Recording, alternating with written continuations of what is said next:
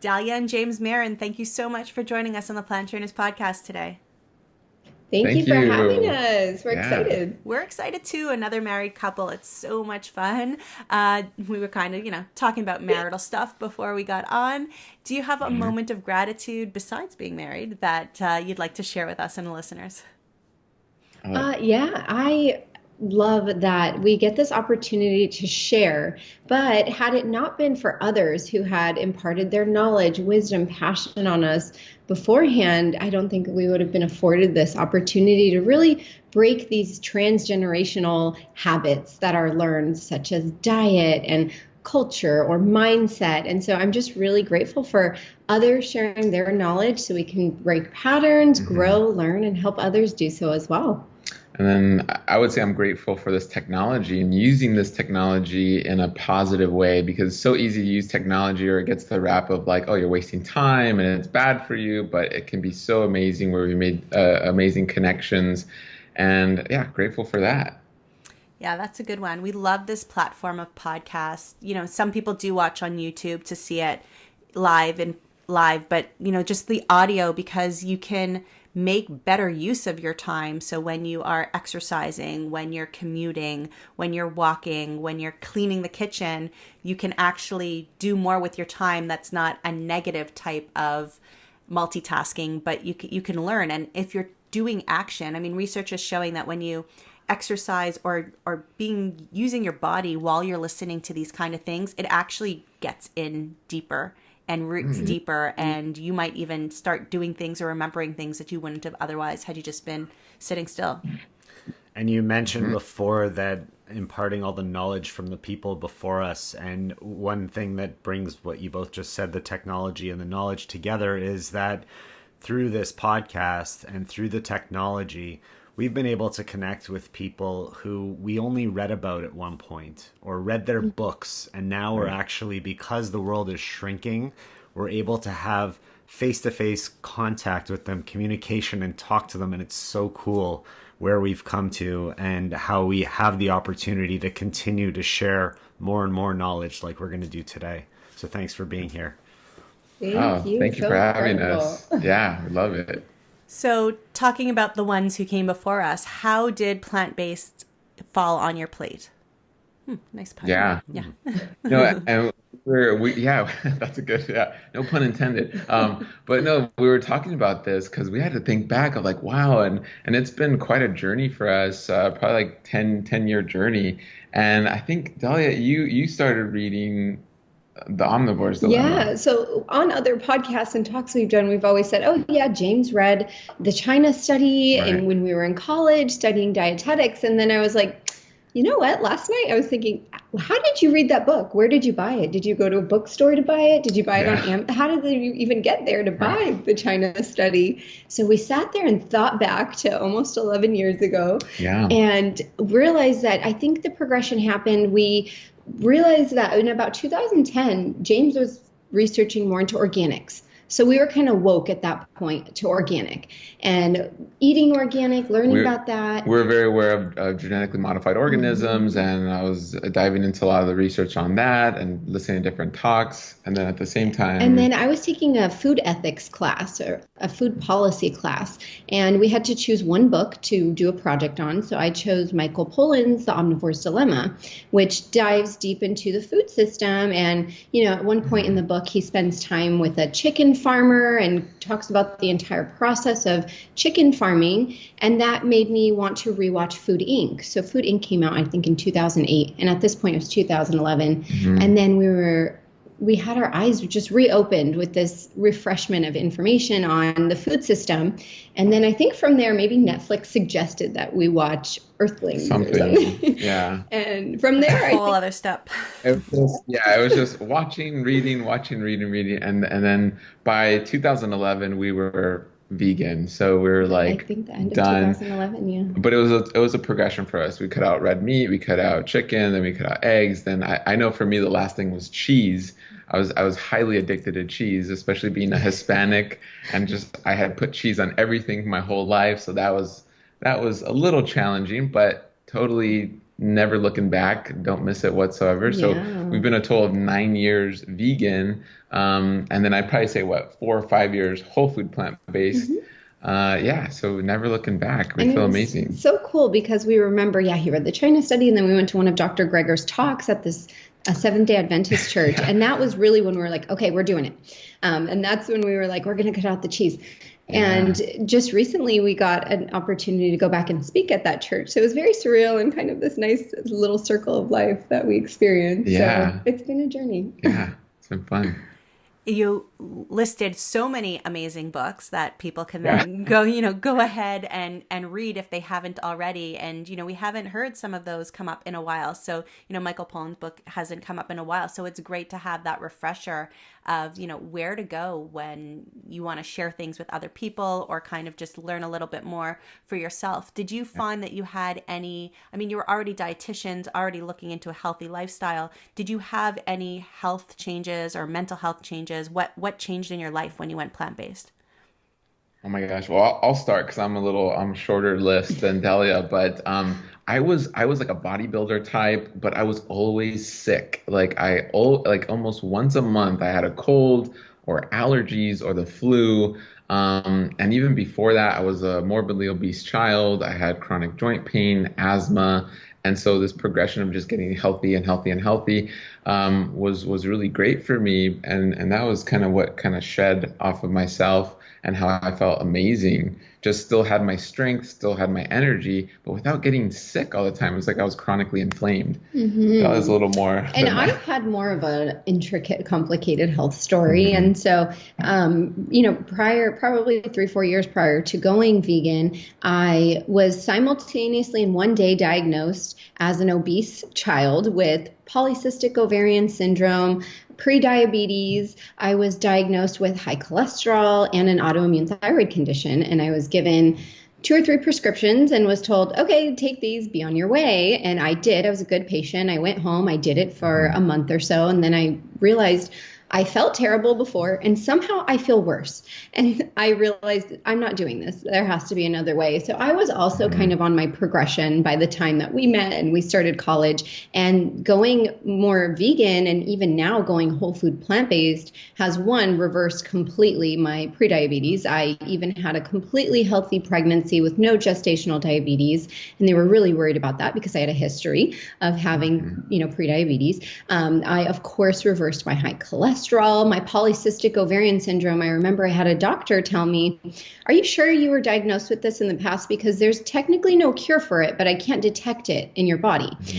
So that reversed. And then my autoimmune condition was so much more controlled than it ever was prior in my life. So I always had these flares. I would feel these terrible flares of my autoimmune condition. I was on an extremely high dosage of medication, and now I take about 10% the amount of medication for my thyroid than I ever did. And, it's autoimmune, so my immune system has damaged my thyroid, but it's really, I think, improved significantly with going whole food plant-based.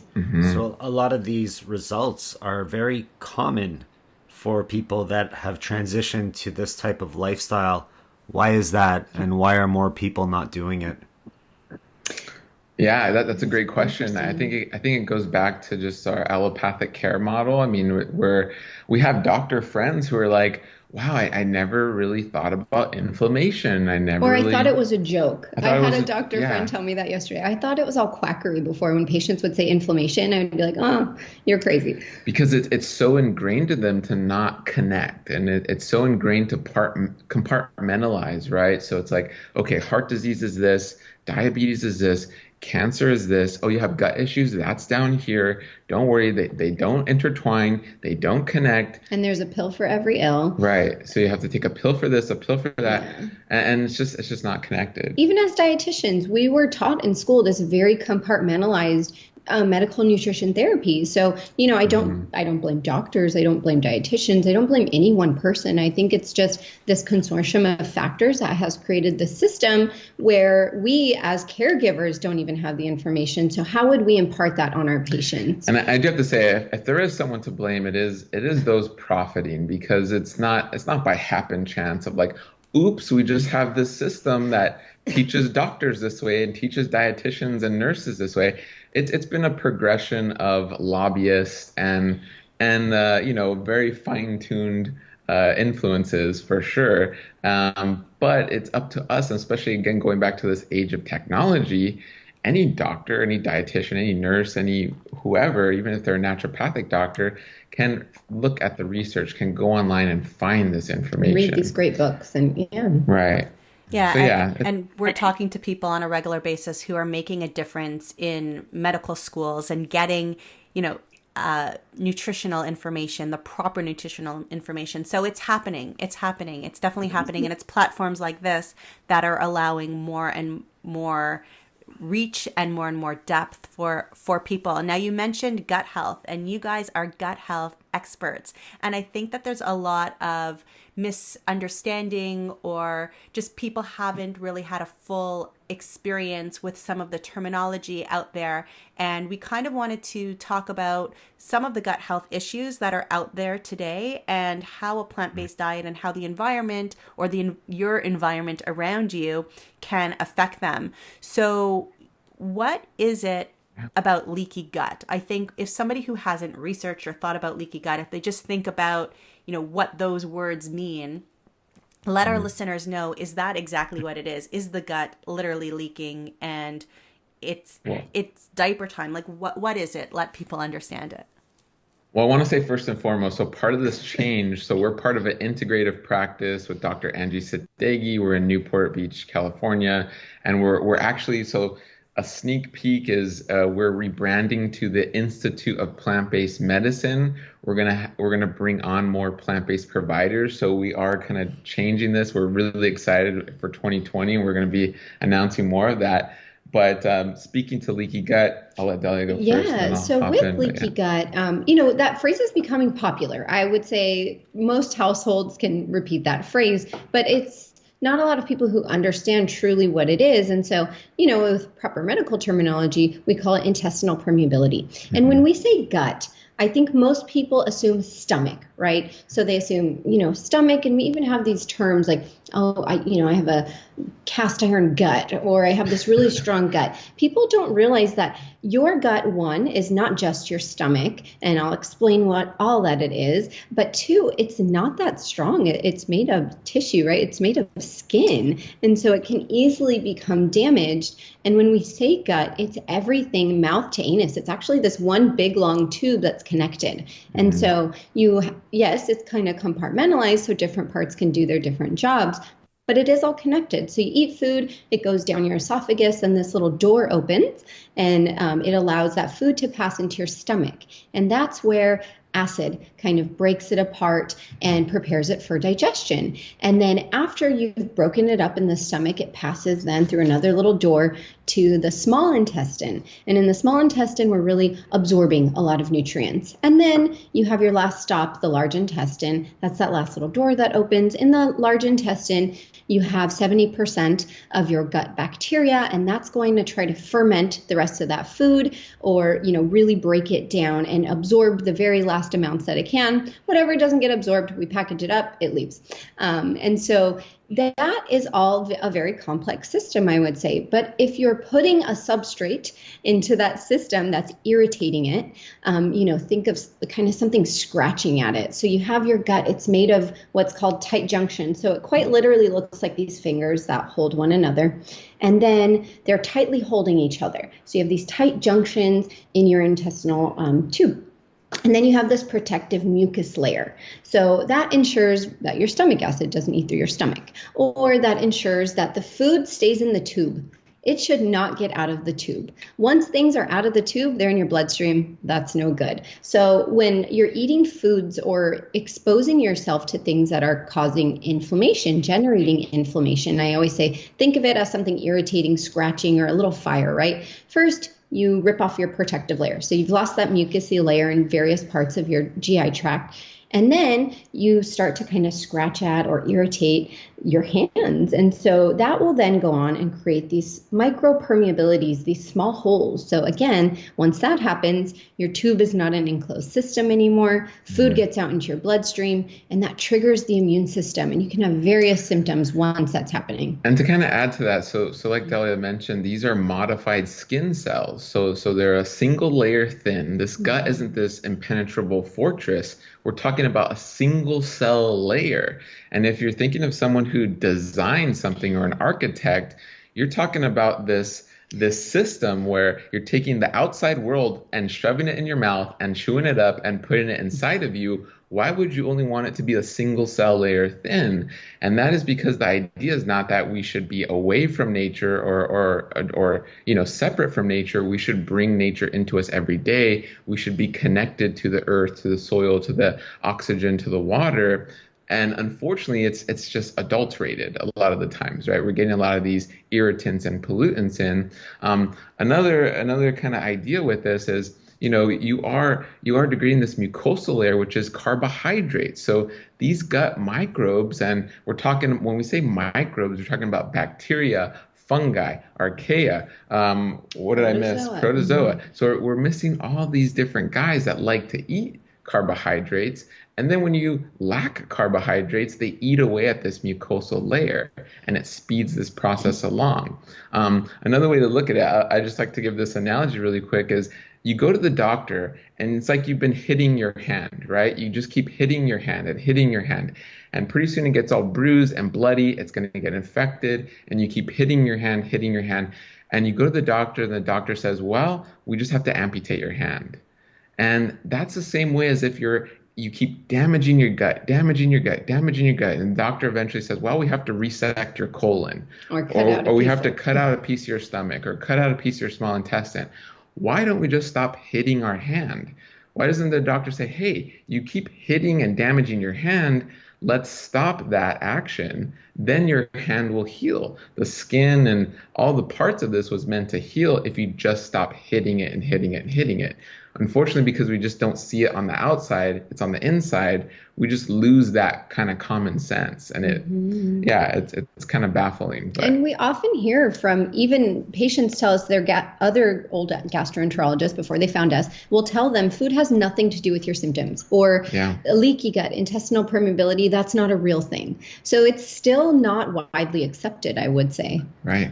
So before we get into what is causing this, what are the outcomes from having this leaky gut? It sounds like you're not going to be having all of the food and nutrients go into the small intestine properly and be absorbed into the body. So then you become deficient in certain minerals or vitamins or what have you. And then there's an effect on your hair and your skin and your mental health and all of that. But then what's also some of the bad things that can happen by all of that going through the intestine into the body, and what happens in the body there?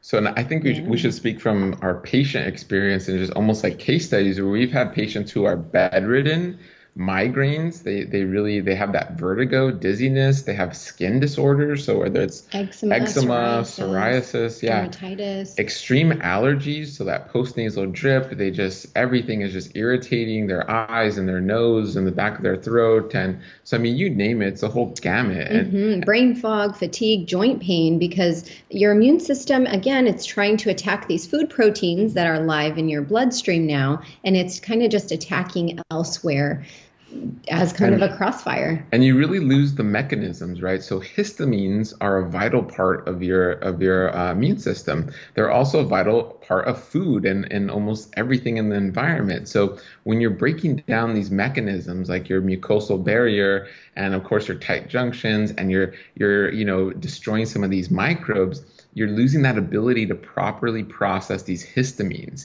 And that's where you hear the term antihistamine, right? Like a Sudafed or something like that. So imagine your body just can't handle histamines. It just triggers this insane immune response. And there's really no amount of antihistamine you can take, although the doctors will try to just give you tons of antihistamines or histamine blockers.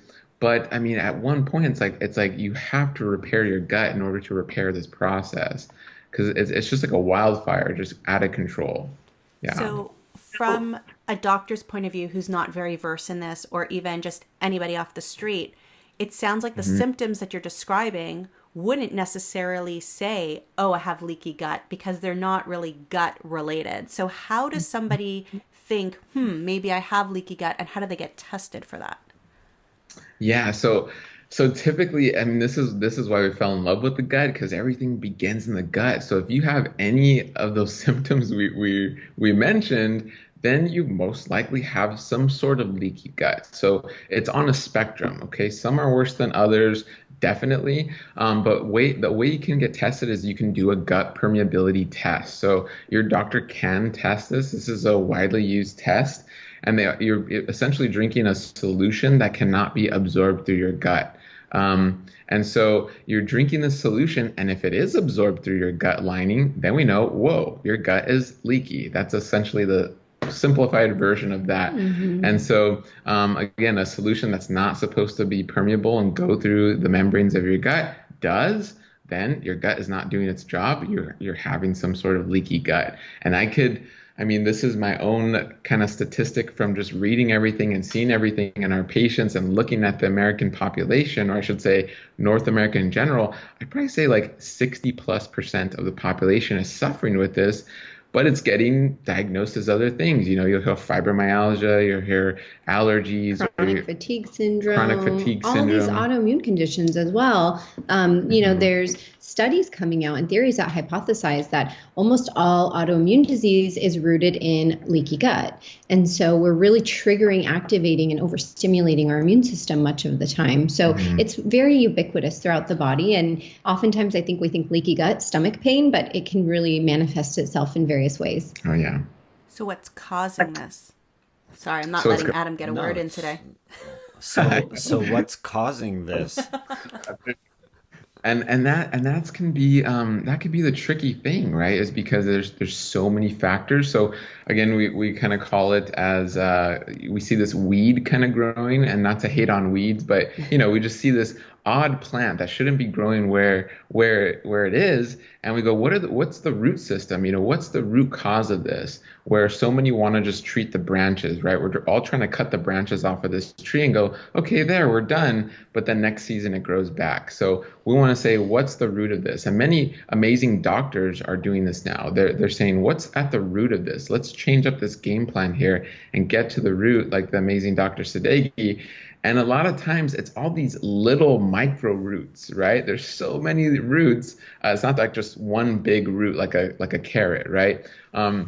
And so what are some of those roots? Definitely environmental toxicities. So air pollution, water pollution, and pollution in our food. And and I just want to mention this, and Dahlia can mention some of the other ones, and we won't dive too deep into the environment, but one thing to consider is if you live in an urban area, if you're living in a big city, whether it's downtown LA, or I know Toronto's a pretty big city. And so, you're breathing in all these pollution particles, and that goes into your nose, it goes into your mucosa, and what do? You swallow it, right?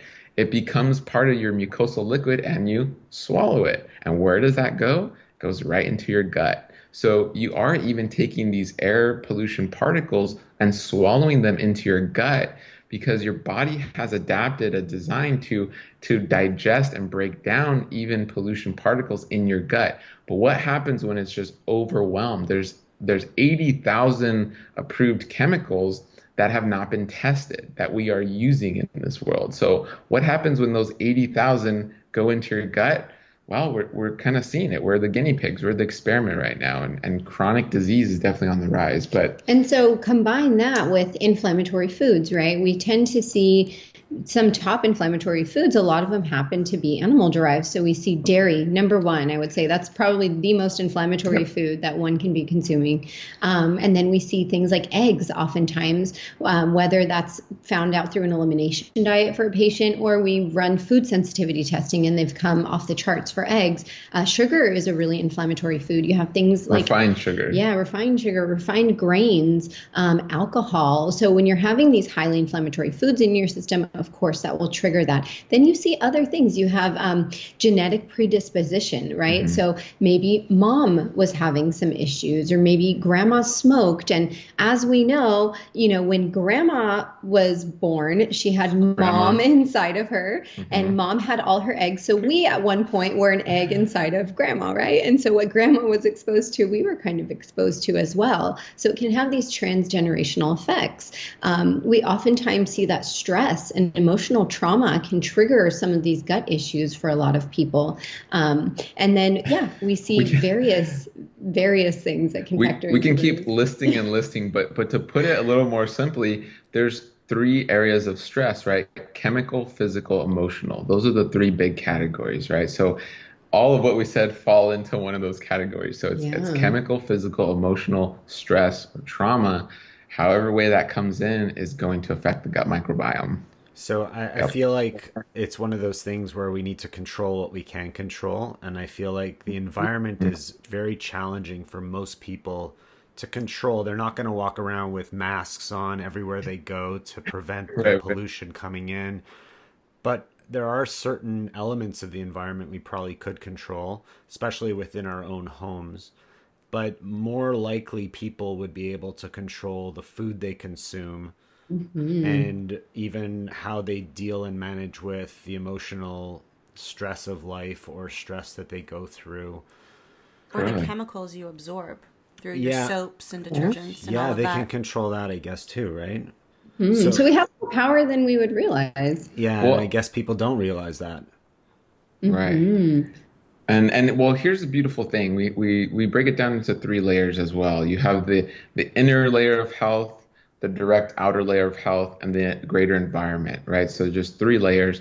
And the beautiful thing is, just like that root analogy, it's all connected. So even if you start with food, you are affecting the other layers. I tell my patients it's like throwing a rock into a lake, and it's a ripple effect. So whether you know it or not, you're affecting those other layers. That is one of the major reasons we went plant-based, is because we go, wow, our environmental impact is just greatly decreased.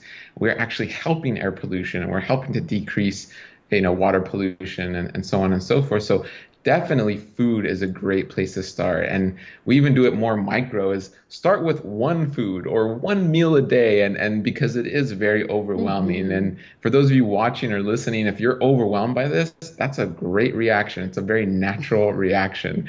And this is something we've been doing for several years, and we've studied thousands of hours. And so we first started on just one little section of this, and it grew from there. So that's exactly what you all should do. And that's where you expand your sphere of influence as well. And like we mentioned earlier in the episode, use your social platform, or use, whatever platform you have, communicate with your family, your community, your friends, and then you'll start to slowly impact your greater environment. And so you'll slowly, inadvertently, even at times, start cleaning up those outer environmental exposures, because when others around you are well informed, that is only going to improve your health as well as theirs. Totally.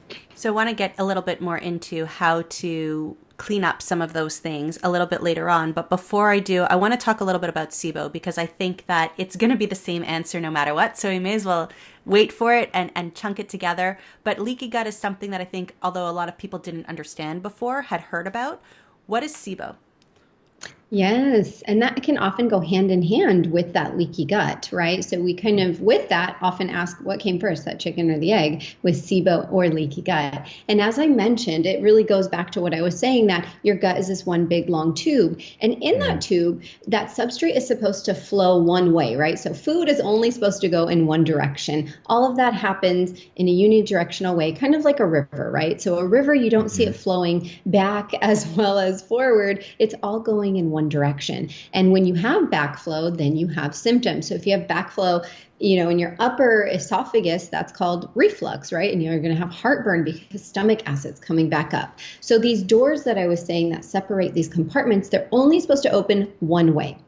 And so different things can cause backup or slowdown in your system. So there are so many different causes of SIBO. They can be as simple as aging. Aging kind of tends to slow things down. They can be more complex, such as hormones. So we see oftentimes hypothyroidism, even sometimes it's not detected, it's subclinical, that causes a slowdown, right? Your metabolism is slowing down and the food, that substrate, is not moving quickly through, and it's kind of being allowed to over ferment, and things are happening in a really slow way. We also see uncontrolled diabetes can have an impact on that, because we oftentimes think of diabetes as a disease that affects your small nerves, right? So it affects your vascular system. And if we think diabetes can affect these peripheral nerves in your hands, your feet, we often hear diabetics lose sensation or have tingling or neuropathy in the hands and feet. And neuropathy is basically just nerve death. Nerve death, yeah. So guess where one of your most concentrated bundles of nerves is?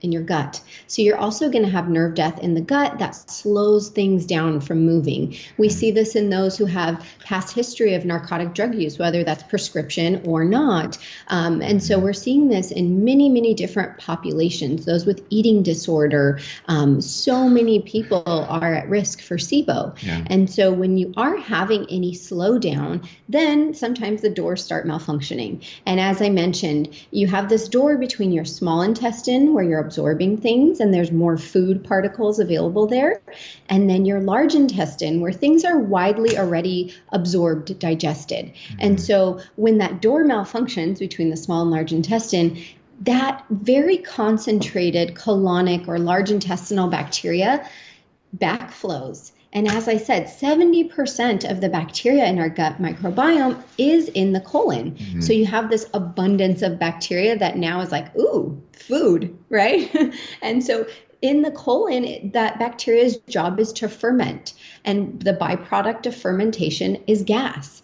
And so we'll get into the symptoms of SIBO, but basically this bacteria, it's not harmful bacteria. Oftentimes I think people think it's bad bacteria. It's not. It's perfectly harmless, natural bacteria. Kill. No. Yes, it belongs in your system, but it doesn't belong in the small intestine. So when it's come up, it's crept up there, it's starting to really quite literally compete with us for absorption of our own food, and it's starting to ferment. So we're starting to have symptoms like exaggerated bloating, and we'll talk about some more of the symptoms. And you say, so SIBO is small intestinal bacterial overgrowth. We also like to use the term SIMO, small intestinal microbial overgrowth, because we're just assuming it's bacteria, right?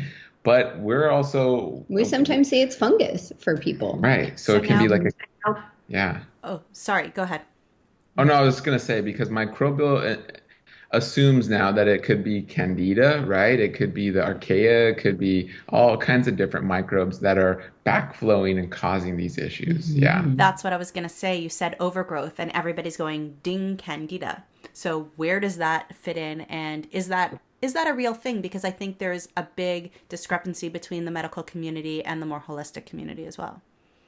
Yeah, well, so the most common Candida that we find in the body is Candida albicans, and that is a natural Candida strain in the body. It does a lot of great things, and we liken this to an ecosystem. So, there are hyenas and jackals and badgers, and they can tear things up, and they're really mean, and people go, oh, I don't like those animals, but they're a vital part of the ecosystem. So when we say, oh no, Candida, and here's this Candida cleanse and kill Candida, it's like you're trying to wipe out all the coyotes or wipe out all the hyenas just because you don't like them, but not understanding what that does to the ecosystem. And it's really just this kind of dysbiosis, right? But it's also this imbalance in the ecosystem that may cause jackals to overpopulate or coyotes to overpopulate. That doesn't mean we should kill all of them.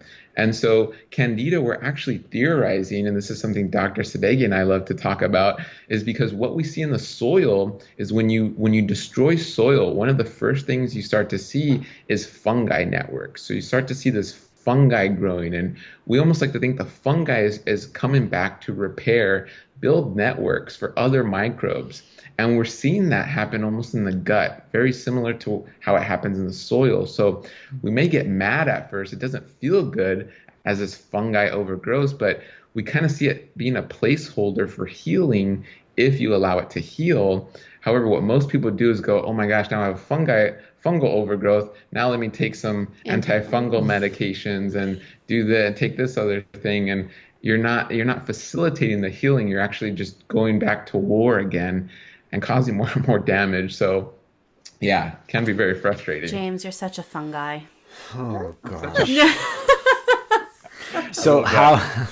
So how do people know if they have SIBO? Are they just going to be vomiting often, diarrhea often? Just like, what are the symptoms really that they display? And then how do they deal with it? Yeah. So one of the most common symptoms that we hear our patients report to us is, I wake up with a flat stomach, and the second I start eating or even drinking, sometimes it's water that triggers this, I become more and more bloated. And by the end of the day, I look and feel pregnant. My pant size has changed. I'm extremely bloated and uncomfortable. And so that can tell us that, yes, there's something over fermenting in the small bowel, because if you're fermenting in the large intestine, there's an exit door, right? That gas can pass and it's not going to accumulate. But in the small bowel, it oftentimes will get trapped. And so they're really bloated, which then in turn can, for a lot of people, cause reflux as well, because you're having this bloating put this upward pressure on your lower esophagus, and that door then is opening. So you're having reflux as well. We start to see nutrient deficiencies. As I mentioned, that SIBO bacteria is quite literally competing with us for our food before we can absorb it. So we start to see deficiencies in things like iron, B12. We start to see many different types of deficiencies. And then we can see other symptoms. So patients, once they become deficient, they're having hair loss, they're having memory issues, brain fog. And if it is a severe imbalance, we do start seeing overgrowth of other things like fungi and Candida. So, but essentially it was that first part. So that very first part is indicative of that, wow, I'm progressively getting bloated where I look 6 months pregnant. That is classic SIBO or SIMO, right?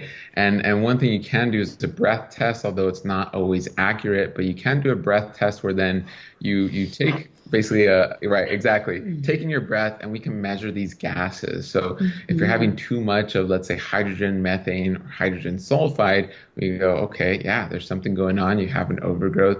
There is this SIBO or SIMO going on. And unfortunately, the testing process is not perfect. One, if your provider's ordering this test, a majority of the time you're doing it at home. Some providers do have a breathalyzer machine in their office where you blow in there and then they can help you detect that. But if you're doing it at home, there's a lot of room for error, right? You might accidentally get oxygen in the bag and then your sample's lost. Or you might have a false positive because maybe you didn't fast in the perfect window, or there's so many different factors. And James mentioned that we know of currently, there are 3 types of gases that can over accumulate, but there's only a test available for 2 of them. So you might have that third type, but because we can't test for it, someone might tell you, oh no, you don't have SIBO, your test is negative. So it's not a perfect system.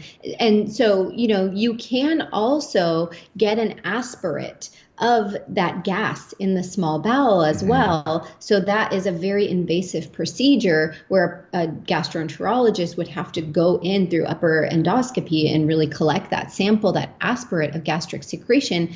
But we can test for patients. Sometimes we don't do the test because the patient has such severe classic symptoms. So sometimes we say, let's go ahead and start treating you. Clearly you're having some type of IBS, irritable bowel syndrome. You're having some type of imbalance. Let's go ahead and just maybe start treating you, 1, with diet first, and 2, with nutraceuticals or pharmaceuticals if necessary. I want to just differentiate, between the bloating that we're talking about as far as SIBO goes to someone who's not normally eating, let's say, black beans, and they all of a sudden start eating black beans and they feel they get bloated and gassy. There's a big difference between that kind of bloating and the one you're talking about, correct? Very much so. With that type of bloating where, you're eating a high fiber meal or you're eating beans that you're not accustomed to eating, that's really going to onset when you eat that food. With SIBO, they're bloated all day, every day.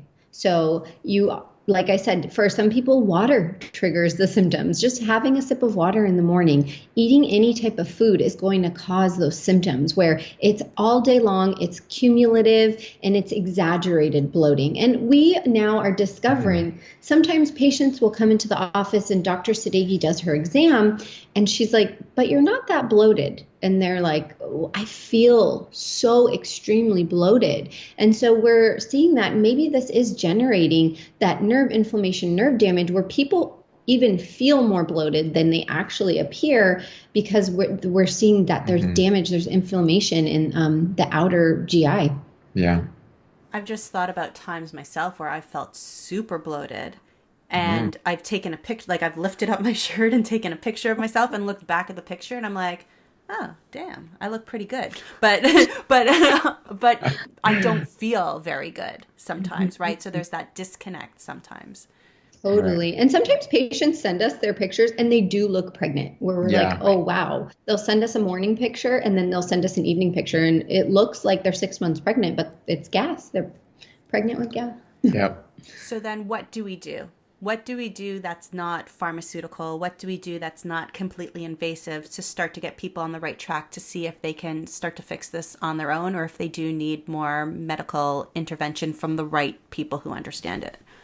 Right. So one thing we did start was an online program for this. So because it's so multifactorial, there's so many little pieces, and by no means is this online program, replace your care team. You still have to work with a knowledgeable care team, but this online program breaks it down into phases. It gives you everything. We factor in the environmental factors. We factor in what you eat. We have a lot of mental health experts helping us with this, and we're talking about physical therapists who specialize in visceral manipulation. So we're trying to hit it from all these angles where you're not just popping a pill constantly and hoping it goes away. So that is yourgutconnection.com. And you could follow us on Instagram. We're going to also be posting these before and after pictures of people who look pregnant and then don't look pregnant anymore. So yeah, without having a baby, it's just a gas baby. But that's something we developed in the clinic over time is dealing with this, seeing these patients and coming up with the best practices and best ways that we've seen great success. And our program's different. There are a lot of other SIBO programs available out there. Ours is the first ever that's plant-based because for a lot of the programs available out there, including a low FODMAP diet. So FODMAP means fermentable oligosaccharides, disaccharides, monosaccharides, and polyols. So it's really eliminating fermentable foods from the diet. Guess what? That's a lot of things that are really healthy for you. Apples and beans and a lot of different grains and these really great prebiotic foods that help heal that leaky gut. So we wanted to do it differently where we're saying, no, that gives you short-term gain, but long-term, that's only digging you deeper in that hole. And then that's when patients come to us crying in our office saying, I was low FODMAP for 5 years. Now I can only eat 6 different foods and I don't get symptoms on those, but every month it changes. Then I start reacting to one of those foods. So we wanted to create a reverse elimination diet where we are giving people a strategy to, okay, let's take it back, let's get simple, and then we're going to build upon that in 6 different steps. When their gut is ready, we always say, when you feel 70% better, progress to the next phase. But we wanted to do it differently. And as I mentioned, if they do have a severe overgrowth, then we might employ the use of some nutraceuticals that Johns Hopkins University did a study on that showed that they were just as effective as the pharmaceuticals, because there are antibiotics out there that are effective for SIBO, but they're quite pricey. So we will sometimes employ some of those nutraceuticals, or we'll teach patients, okay, maybe you're having slowdown or weakening of your gastrointestinal tract. Let's teach you how to practice exercises that strengthen that, whether that's loud singing, deep breathing, or different things. And we wanted to really hit it from different angles.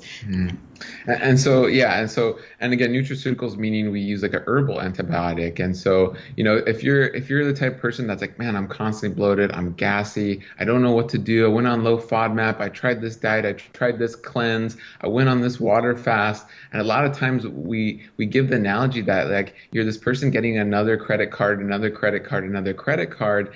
And you have a lot of these practitioners just saying, oh, well, when the bill comes, just rip it up. Right, just avoid your problem, right? So the low FODMAP approach is like, oh, you have this problem? Well, just avoid it by avoiding the foods that make you gassy.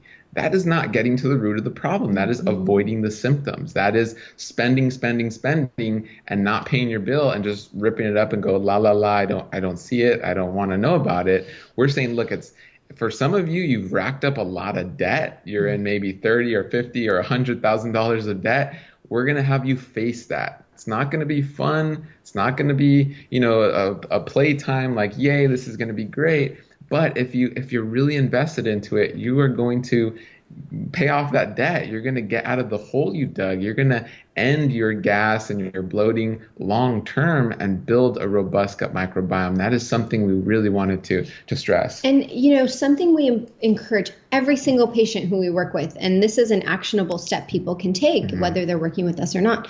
Figure out your why. Why did you get SIBO? What is the root cause? Because studies have shown that 40 to 67% of those treated with just the antibiotic, they do nothing else, no lifestyle, dietary changes, anything, they will relapse and they will again have that SIBO return because you're not treating that root cause. So if anything, figure out what is your root cause? Why did you get SIBO? What is happening in your body causing that slowdown? Yes.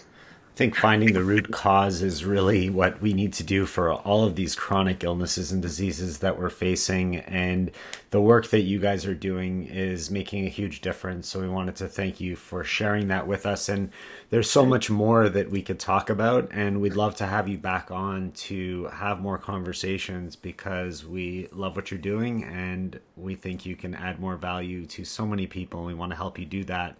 Can you one more time just give us those links of where people could connect with you so that we have them and we'll put them in our show notes? Absolutely. Yeah, so for the online SIBO IBS program, yourgutconnection.com.